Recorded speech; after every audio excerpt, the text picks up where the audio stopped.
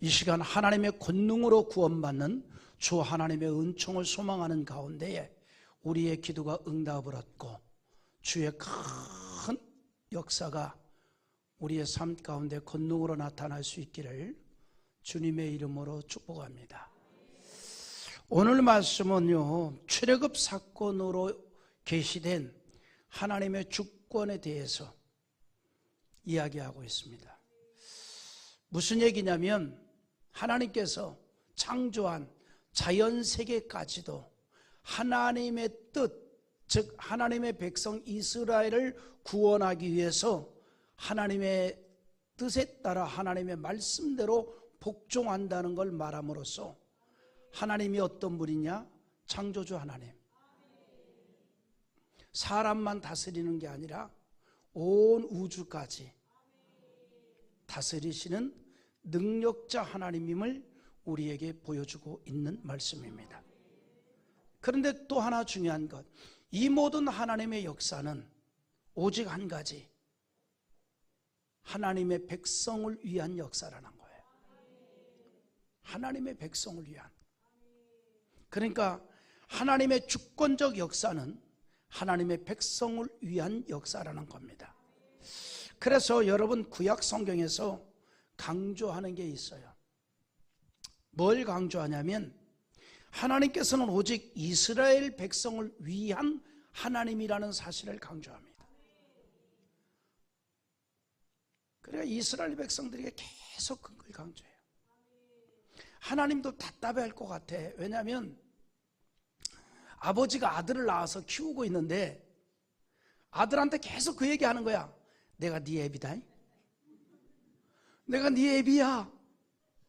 누구보다도 너를 사랑하고 누구보다도 너에게 관심이 많고 누구보다도 너를 아끼고 누구보다도 너를 위해서 내가 살아가고 있다. 내가 네 아비야. 근데 아들이 껌뻑껌뻑 쳐다만 보고 있으면 얼마나 답답하겠어요. 에? 얼마나 답답하겠어요.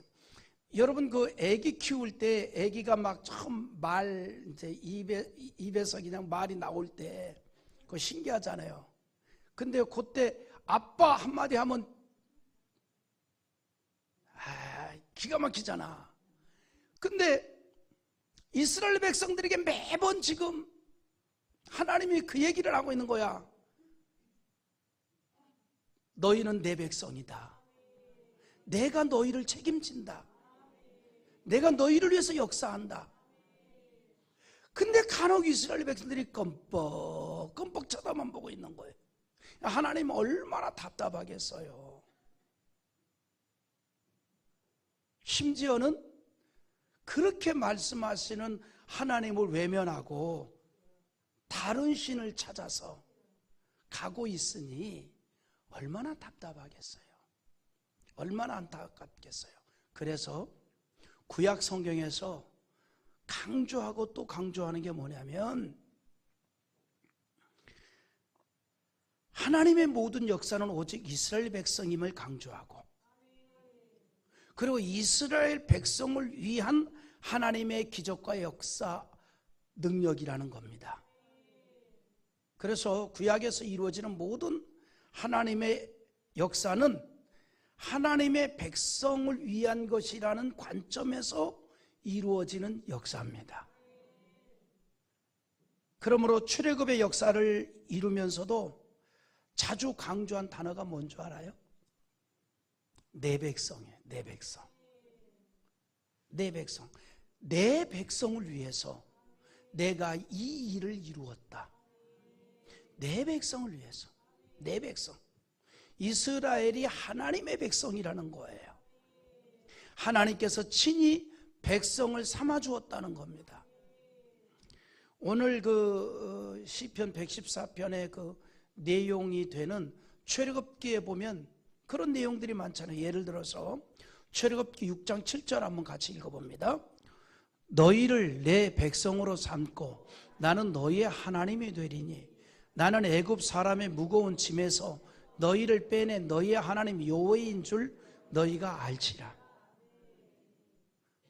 이 말이 무슨 말이에요? 왜 너희를 이끌어내는지, 왜 이스라엘 백성들을 이끌어내는지, 내 백성이라, 하나님의 백성이라, 하나님의 백성이라. 그래서 구약에서 자주 언급하는 게 이스라엘은 하나님의 백성이다. 또 에레미야 30장 22절에서도 너희는 내 백성이 되겠고 나는 너희들의 하나님이 되리라. 할렐루야. 그래서 말씀드린 대로 구약 성경에서 이스라엘 백성을 향하여 하나님의 백성이라는 사실을 강조하는 표현이 참 많이 나와요. 많이 나옵니다. 내 백성, 나의 택한 백성, 이스라엘의 창조자, 이스라엘의 구원자, 이스라엘의 왕, 이런 표현이 자주 이루어지고 있습니다. 심지어 이사야 선지를 통해서는 뭐라고 얘기하냐면 직접적으로 표현을 합니다. 하나님께서 친히 이스라엘 백성을 향해서 뭐라고까지 얘기했냐면 너희는 내 것이다. 너희는 내 것이다. 하나님의 것이다. 그러니 하나님이 돌보고 하나님이 지킨다는 거예요. 너희는 내 것이다. 한번 볼까요? 이사야 43장 1절 한번 읽어보겠습니다. 야곱아, 너를 창조하신 여호와께서 지금 말씀하시느니라. 이스라엘아, 너를 지으신 이가 말씀하시느니라. 너는 두려워하지 말라. 내가 너를 구속하였고 내가 너를 지명하여 불렀나니 너는 내 것이라. 아멘입니까? 친히 말씀해요.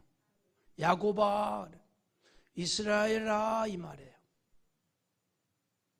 내가 너를 창조했다. 너는 내 것이다. 너는 내 것이다. 하나님께서 이스라엘을 지었다. 친히 구속했다. 지명하여 불렀다. 그래서 내 것이다, 이 말입니다. 그럼 왜 하나님이 이런 일을 하시느냐? 이렇게 말합니다. 이스라엘을 통해서 하나님이 알려지도록 하기 위하여, 이스라엘을 통해서 하나님이 이방인에게 증거되기 위하여 그 귀한 일을 이루도록 했다, 이 말이에요. 즉 이스라엘이 하나님의 증인이 되도록 하기 위해서. 그래서 이사야 43장 10절 한번 또 같이 읽어봐요. 나 여호와가 말하노라. 너희는 나의 증인, 나의 종으로 택함을 입었나니 이는 너희가 나를 알고 믿으며 내가 그인 줄 깨닫게 하려 함이라. 나의 전에 지음을 받은 신이 없었느니라. 나의 후에도 없느니라. 아멘. 너희는 나의 증인이라. 증인이라. 왜 이스라엘을 하나님이 친백성 삼았느냐? 하나님 증인 되게 하라고. 하나님 택했다, 이 말이에요. 그래서 하나님 함께 하시고 특별 대우를 해주었다, 이 말이에요. 특별 대우. 특별 대우. 우리는 오늘 이 말씀이 바로 그것을 강조해 주고 있는데, 그런 오늘 이 본문의 말씀에서 하나님의 백성이 받게 되는 하나님의 구원의 은총을 우리가 발견하게 되고, 또 우리를 향한 하나님의 큰 사랑을 또한 이 속에서 우리가 발견할 수가 있습니다. 구약에서 이스라엘 백성들을 그렇게 내 백성이라 말씀하신 하나님, 이제는 영적인 이스라엘 백성이 된 우리를 향하여서 똑같이 말씀합니다. 이스라엘 백성을 자기 백성으로 삼으신 하나님의 역사, 이것은 그림자예요. 그림자. 무엇에 대한 그림자냐? 이 시대에 영적 이스라엘 백성 된 우리를 향한 하나님의 예표라, 이 말입니다. 그러니까 이스라엘 백성들을 특별 대우를 하셨던 하나님, 이제는 영적 이스라엘 백성 된 우리를 향하여서 하나님께서 똑같이 특별 대우를 한다, 이 말이에요. 여러분은요, 저도 마찬가지지만 하나님 편에서 볼 땐 VIP. 아멘. 특별 대우를 받는다 이 말이에요. 하나님이 친히 백성 삼아 주었다. 그래서 오늘도 우리는 이 말씀 속에서 이스라엘 백성의 역사하신 하나님은 곧 나를 향한 하나님의 은총임을 믿고 그 믿음으로 받아들일 수 있기를 바라고, 그 믿음으로 받고 용기를 가지고 믿음으로 살아가는 자 되라는 거고, 기도하는 자 되라는 겁니다. 그래서 오늘 본문이 우리에게 주는 첫 번째 은혜가 뭐냐면, 이스라엘 백성들의 출애굽이 뭐냐? 하나님의 백성으로서의 출발이 되는 사건입니다. 하나님의, 물론 그 이전부터도 하나님의 백성이었어요. 출애굽하기 이전에도 이스라엘은 하나님의 백성이었습니다. 그런데 뭐냐? 출애굽을 통해서 공식적으로 하나님의 백성임을 드러내는 거예요. 선포하는 거예요. 이걸 우리가 교리적으로 역사한다면 뭐냐면, 여러분들이 예수 믿기 이전에도 하나님 편에서는 하나님의 백성이었어요. 예수 믿기 이전에도 하나님 편에서는 하나님의 백성이었다 이 말이에요. 그러다가 이제 출애굽의 과정이 이루어지는 거예요. 그게 뭐냐? 세상에서 교회로 나오는 거예요. 그때 비로소 하나님의 백성으로서의 출발이 이루어진다 이 말입니다. 그러니까 이스라엘 백성들에게 있어서 출애굽 사건은 뭐냐? 하나님의 백성으로서의 공식적 출발입니다. 장엄한 출발, 빵빠레를 울리면서 기뻐 뛰며 노래하며 출발하는 거예요. 그래서 오늘 말씀이 이스라엘 백성들이 애굽에서 출애굽되었던 사건을 통해 하나님의 소유된 백성으로서의 이스라엘의 출발이라는 관점에서 이야기를 하고 있는 겁니다. 출애굽 사건으로부터 출발한 선민 국가의 형성에 관한 하나님의 왕권을 회상하면서 뭘 얘기하느냐? 그것이 단지 과거의 사건으로 끝나는 것이 아니라 그때부터 지금까지도 계속해서 하나님의 역사는 이루어져 가고 있다. 이걸 얘기하고 싶었던 거예요. 이스라엘을 위한 하나님의 역사는 과거로 끝나지 아니하고 여전히 현재도 역사하고 있다는 사실을 말하고 싶었던 거죠. 그래서 시편 기자는 출애굽 사건을 회상을 하면서 하나님의 백성을 향한 하나님의 역사를 이야기하고 그 하나님의 역사가 지금도 계속해서 이루어지고 있다. 누구에게까지? 저와 여러분에게까지 이루어지고 있다 이 말이에요. 그래서 오늘 본문이 그걸 말하고 있는데, 우리 1절과 2절 한번 읽어보죠. 시작. 이스라엘이 애굽에서 나오며 야곱의 집안이 언어가 다른 민족에게서 나올 때에 유다는 여호와의 성소가 되고 이스라엘은 그의 영토가 되었도다. 아멘. 할렐루야. 이스라엘이 애굽에서 나올 때에 출애굽할 때에 유다가 여호와의 성소가 되었다, 이런 표현을 해요. 이 말이 무슨 말이냐면 하나님이 함께하였다 이 말이에요. 하나님이 임재하였다 이 말이에요. 여러분, 구약에서 성전은 뭐예요? 하나님이 임재한 곳이거든요. 하나님이 거하시는 곳의 상징이거든요. 근데 그거를 출애굽할 때에 하나님이 함께했다. 공식적으로 하나님의 백성됨의 시작이라 이 말입니다. 그리고 좀 더 확대해서 이스라엘이 하나님의 영토가 되었다 이렇게 말해요. 즉 하나님이 거하시는 곳이 되었다. 아멘입니까? 여러분, 하나님의 백성됨의 증거는 뭐냐면 하나님이 나와 함께 하는 거예요. 이게 하나님 백성됨의 증거예요. 그러니까 우리가 예수를 영접하면 그때 우리는 완전히 공식적 하나님의 백성입니다. 아멘입니까? 그 얘기를 지금 하고 있는 거예요. 하나님의 영토가 되었다. 하나님이 거하고 있다 이 말입니다. 이스라엘은 국가를 형성하기 전에 먼저 출애굽이 있었단 말이죠. 근데 말씀드린 대로 이제 여러분, 출애굽에서 강조하는 단어가 있어요. 출애굽에서 그게 뭐냐면 구원입니다. 구원. 뭐에서? 바로의 권세에서 구원받았다. 거기서 건짐을 받았다. 그런데 중요한 게 또 하나 있어요. 이 구원이 전적으로 하나님께서 이루신 일이다. 하나님의 선민 이스라엘 백성을 위해서 자기 백성으로 선택하셨고 하나님의 주권적 섭리에 의해서 이루어졌다는 거예요. 이걸 신약으로 가서 말하면 내가 하나님의 백성 된 것은 하나님의 주권이라는 거예요. 내가 하나님의 백성 된 것은 나의 어떤 종교적인 행위로 된 게 아니라 이 말이에요. 전적인 하나님의 사랑이요, 주권이요, 섭리요, 은혜요, 축복입니다. 믿습니까? 그러므로 이스라엘이 출애굽 사건을 기억하면서 잊지 않아야 될 게 뭘까? 오늘 본문이 그걸 얘기하고 싶은 거예요. 출애굽 사건을 누가 이끌었느냐라고 하는 거예요. 누가 이끌었느냐? 전적으로 하나님이 하신 일이다 이 말이에요. 전적으로. 여러분도 한번 생각해 보세요. 곰곰이 생각해 보세요. 내가 예수 믿는 게 기가 막힌 하나님의 섭리가 아니었는가? 그런 생각이 안 들어요. 여러분 집에 가서 여러분 거울을 보고 여러분 얼굴 한번 봐. 여러분은 쉽게 예수 믿을 얼굴인가? 여러분 사람마다 예열은 할 것 없이 뼈다구니가 다 있어요. 없는 것 같지만 다 있다고. 그 다 주의 은혜로 흐물흐물하게 만들 뿐이지.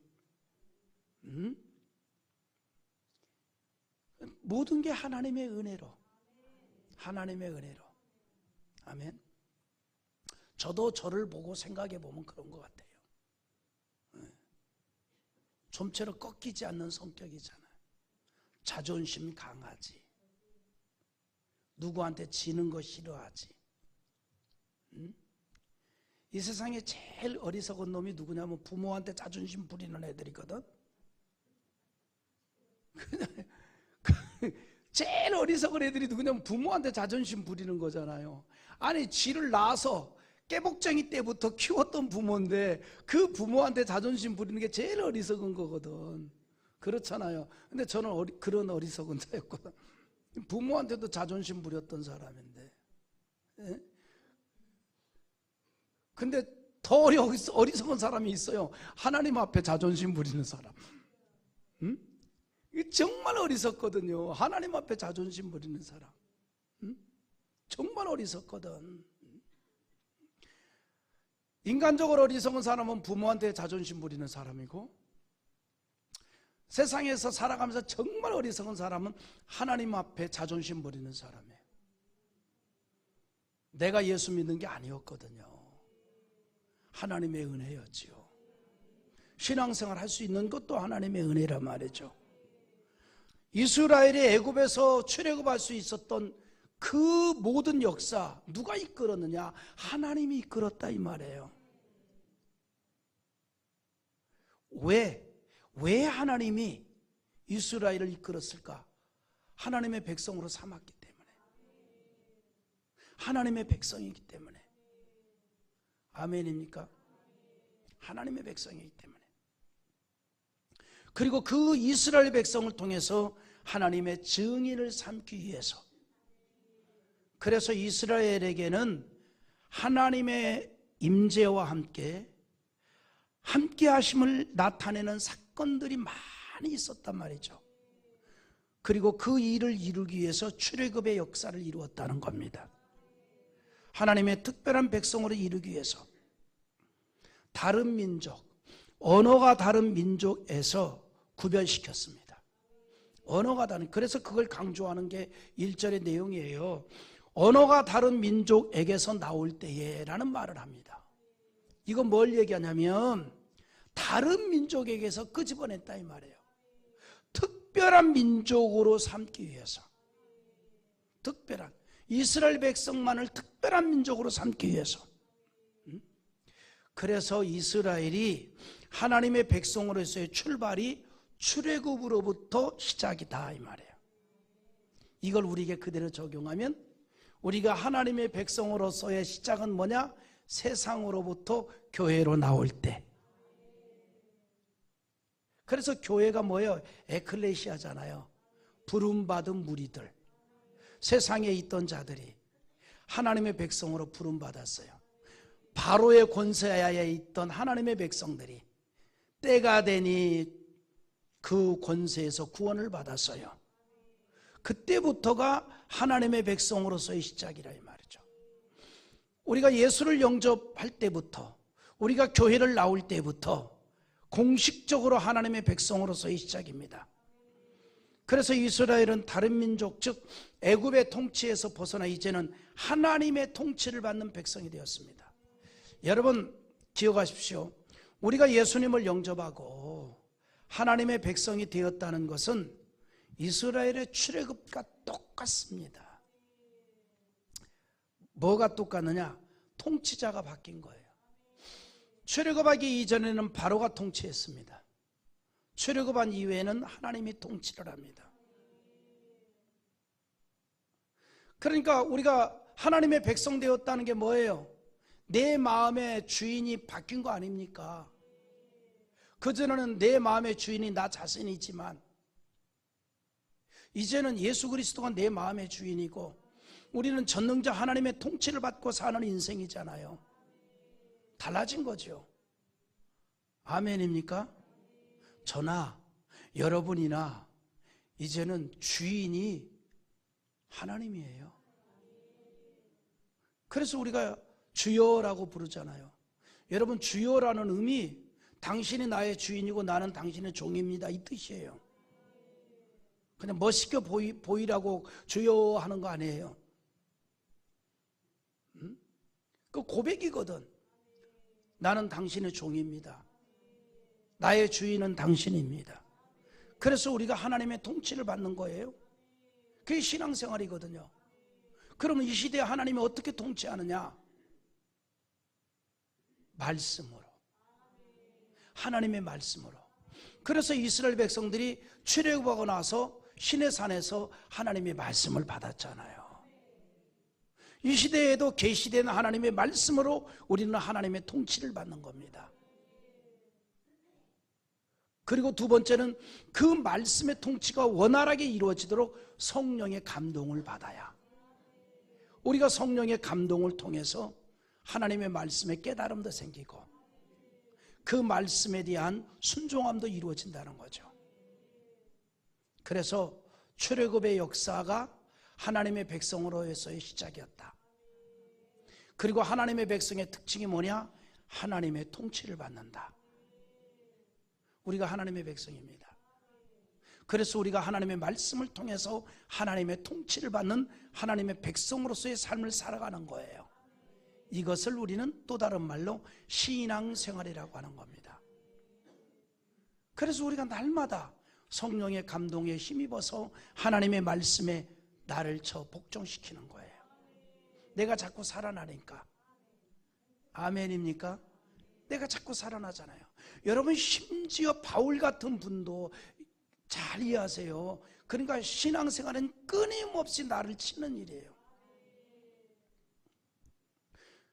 바울을 보세요. 그가 예수 영접한 다음에 세상 사람들이 미쳤다고 할 정도로 완전히 바뀌었잖아요. 자기의 모든 세상적인 가능성을 다 배설물로 여겼어요. 가로 열고 똥 가로 닫고.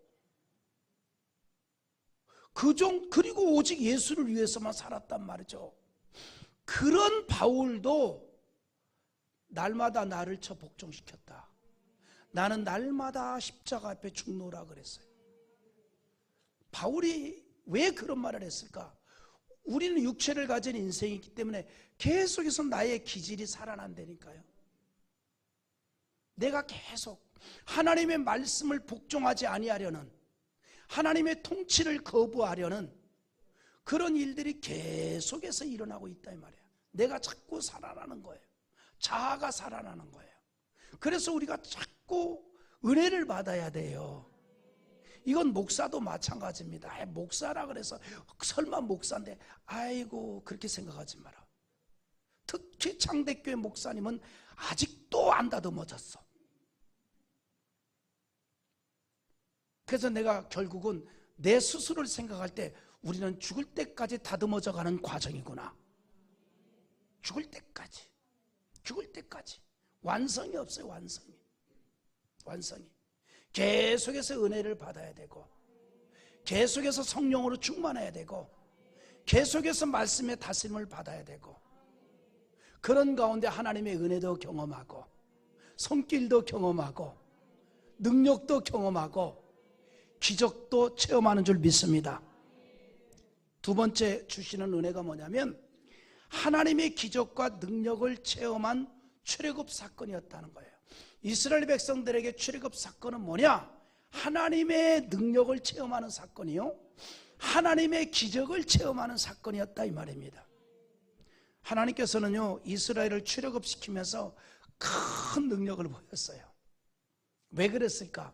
하나님이 함께하는 그 이스라엘 백성들과 함께하는 그 하나님은 보통 신이 아니라는 걸 알도록 하기 위해서 큰 능력을 보였어요. 자연계의 놀라운 이적을 언급하고 있습니다. 자, 얼마나 시적으로 표현했는지 몰라요. 3절 4절 읽어보겠습니다. 시작.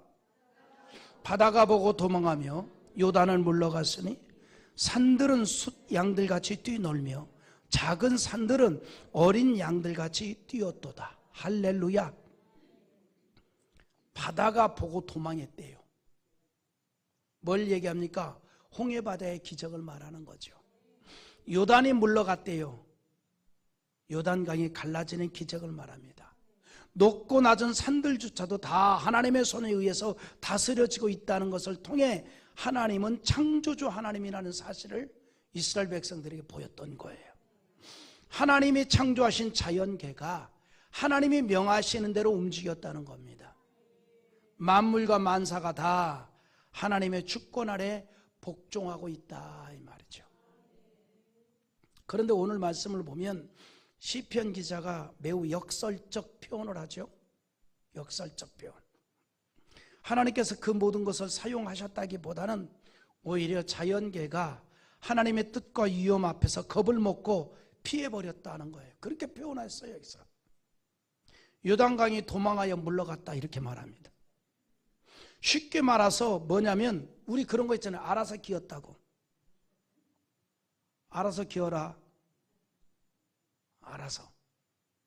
지금 자연계가 하나님 앞에서 알아서 기었어요. 그렇게 표현하고 있는 겁니다. 홍해를 건널 때나 요단을 건널 때 그들이 도망갔다. 그 바다가 요단이 다 도망갔다 이 말이에요. 광야를 지날 때 거대한 시내산과 그 주변 산들은 숫 양과 어린 양과 같이 뛰놀았대요.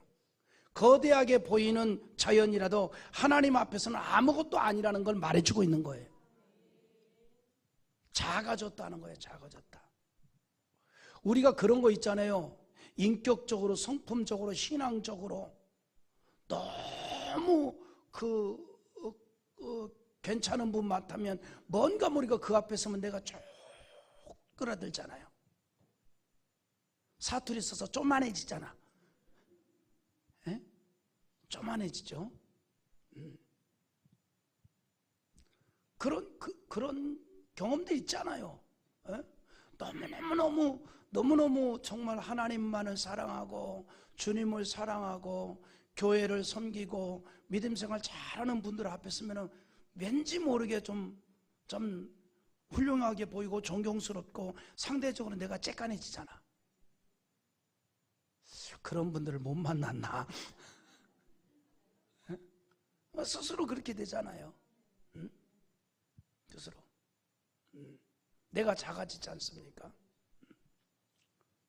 저는 개인적으로 그런 경험이 참 과거에도 있었고 지금도 있었고, 저는 참 하나님 앞에 감사한 게 뭐냐면 이제 내가 목사가 되기 위해서 이렇게 이 길을 걸어가면서 참 좋은 분들을 많이 만난 것 같아요. 좋은 분들, 훌륭한, 다 돌아가셨지만 그분들, 왠지 모르게 그런 분들 앞에 가면 내가 너무너무 작아지는 거예요. 훌륭한 분들. 그래서 나도 참 좋은 지도자가 돼서 후배들을 잘 키워내려고 하는데 어린 반푼어치도 없어. 나에게 좋은 모습을 보여줬던 그분들에 비하면 나는 아무것도 아니에요. 우리가 괜찮은 분들을 만나면 그 앞에서 작아지잖아요. 네? 작아지잖아요. 근데 지금 그렇게 표현하고 있는 겁니다. 거대한 산들도 작아졌다 이 말이에요. 하나님 앞에서, 하나님의 그 위엄 앞에서. 그래서 하나님의 권능을 강조하기 위하여서 그 모든 것들이 하나님의 위엄에 놀라 두려워하며 떨고 있는 것으로 묘사를 하고 있는 거예요. 모든 자연계가 하나님의 능력과 임재하심의 반응을 보였고 하나님의 존재에 대해서 증언자가 되었다는 겁니다. 이제는 우리가 하나님의 증언자가 되어야 합니다. 성경의 모든 하나님의 구원의 역사는요, 지금도 그렇게 구원의 하나님을 만나고 체험할 수 있다는 걸 말해주고 있는데, 왜 그 일을 이루시느냐? 우리를 통해서 하나님이 알려지도록. 그런데 그 일을 이루기 위해서 우리가 하나님을 만나고 체험해야 되는데 그냥은 안 되는 거예요. 오직 하나, 믿음으로만이. 믿음으로만이 살아계신 하나님, 능력의 하나님, 구원의 하나님을 만날 수 있다는 거예요. 그래서 신약에 와서 강조하는 게 뭐예요? 믿음이에요. 신약에 와서 강조하는 게 믿음이에요.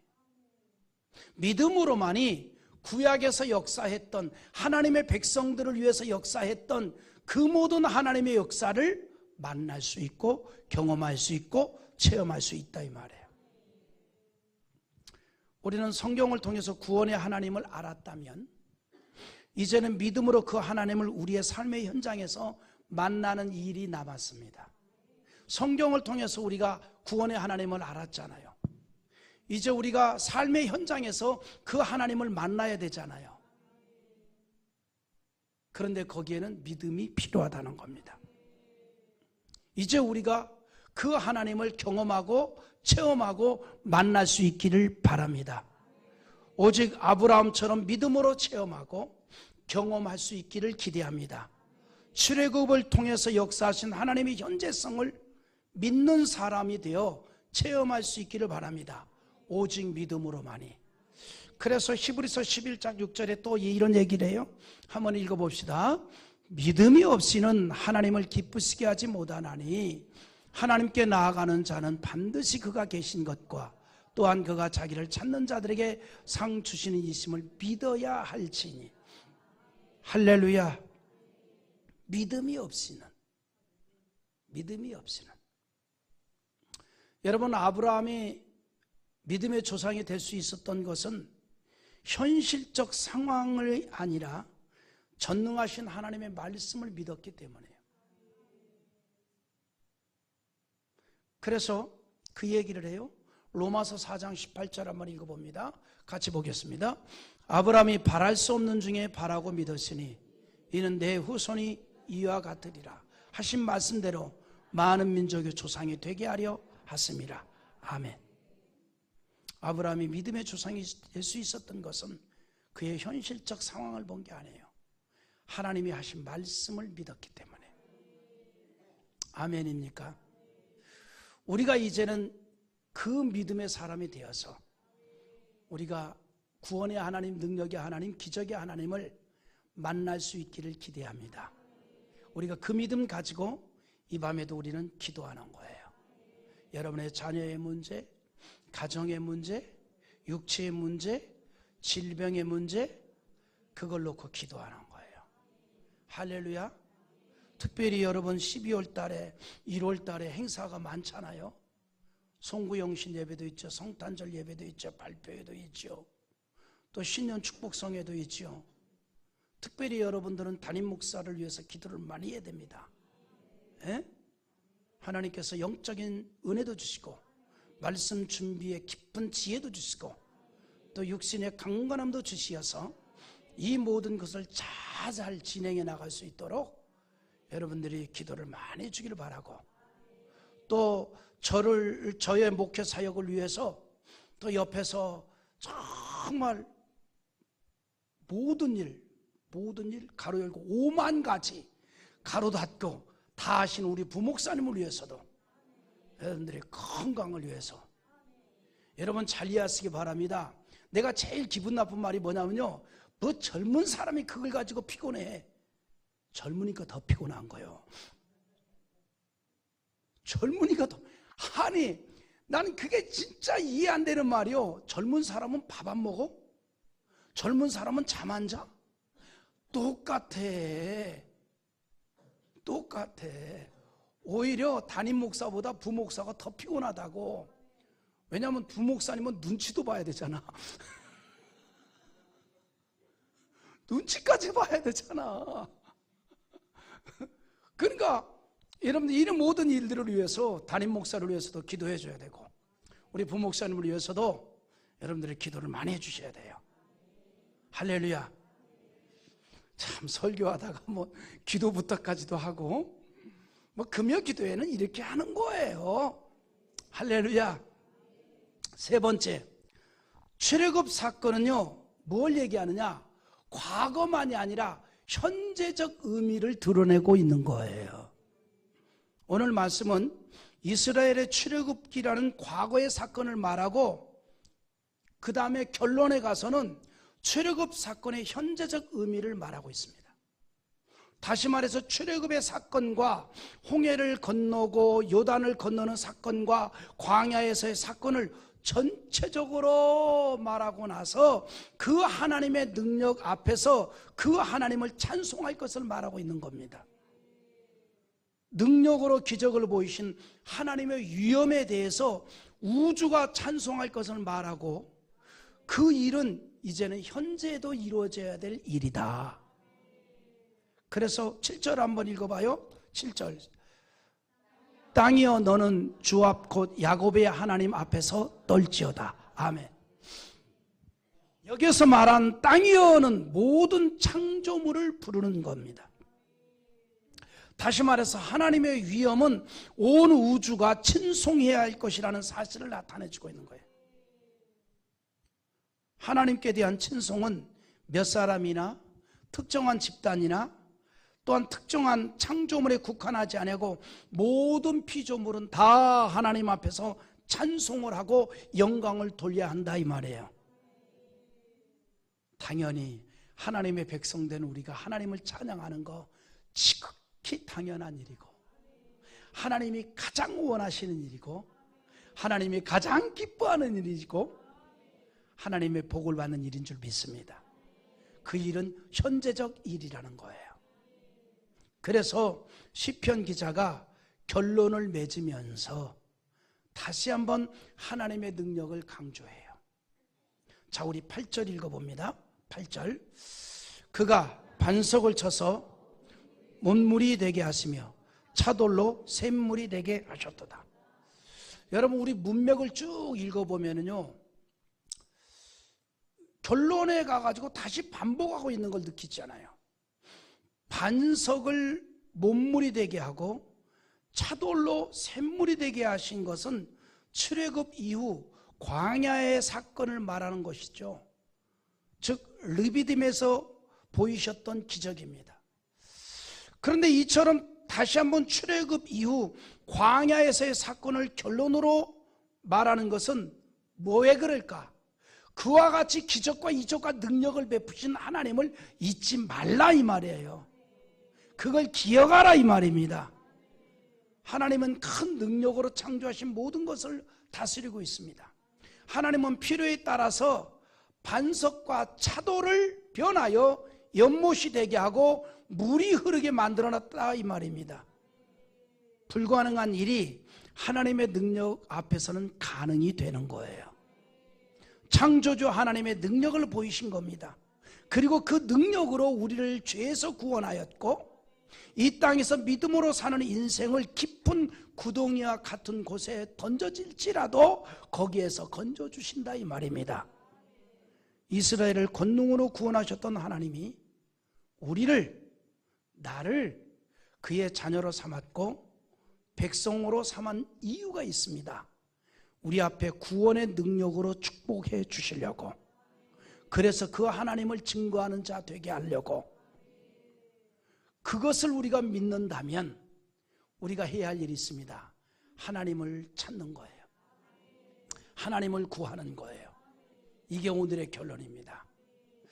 그래서 역대상 16장 11절 한번 읽고 마치겠습니다. 같이 봅니다. 역대상 16장 11절 제가 읽어드릴게요. 여호와와 그의 능력을 구할지어다. 항상 그의 얼굴을 찾을지어다. 아멘. 우리는 이 시간 그 하나님을 간절한 기도를 통해서 찾기를 바랍니다. 그리고 만나는 시간이 되기를 원합니다. 하나님의 출애굽의 사건은, 그리고 광야의 기적은 오늘도 여전히 하나님의 백성을 위해서 함께 하시는 하나님의 약속입니다. 우리를 구원하시고 공급해 주신 하나님의 약속입니다. 그 약속을 우리가 믿는다면 이 시간 우리가 하나님을 찾읍시다. 기도합시다. 간구합시다. 하나님의 역사가 나타날 줄 믿습니다. 할렐루야.